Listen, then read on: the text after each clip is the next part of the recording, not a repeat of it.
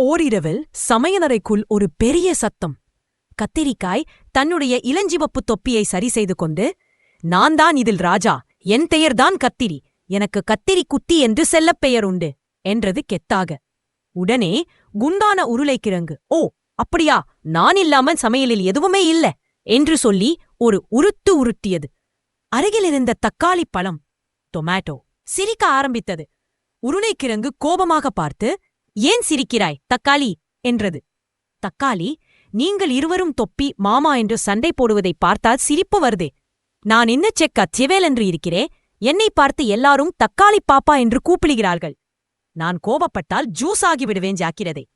வெங்காயம் அன்யன் மெதுவாக சிரித்துக்கொண்டே, "நான் தான் வெங்காயம், நான் அருகில் வந்தாலே எல்லோரும் அரிது விடுவார்கள், அதுதான் என் பவர்" என்றது. அப்போது திடீரென்று சமையலறை கதவு திறக்கும் சத்தம் கேட்டது. பயந்து போன காய்க்கு நெய்ப்பும், "ஐயோ, அம்மா வந்து விட்டார்கள், எல்லாரும் தூங்குங்க" என்று சொல்லிவிட்டு சத்தமில்லாமல் கிடந்தன. உருளைக்கிழங்கு கத்தரிக்காயின் மேல் விழுந்து விட்டது. தக்காளி கீரில் விழுந்து, "ஐயோ, இனி ஜூஸாக வேண்டியதுதான்." ஆனால் அம்மா ஒரு கிண்ணத்தில தண்ணீர் குடிக்கவே வந்திருந்தார். அம்மா சென்றதும், "கத்தேக்காய், ஹாஹா, பயந்தாங்களா பார்த்தீர்களா? இனி நாம் அனைவரும் ஒற்றுமையாக இருப்போம்" என்றது.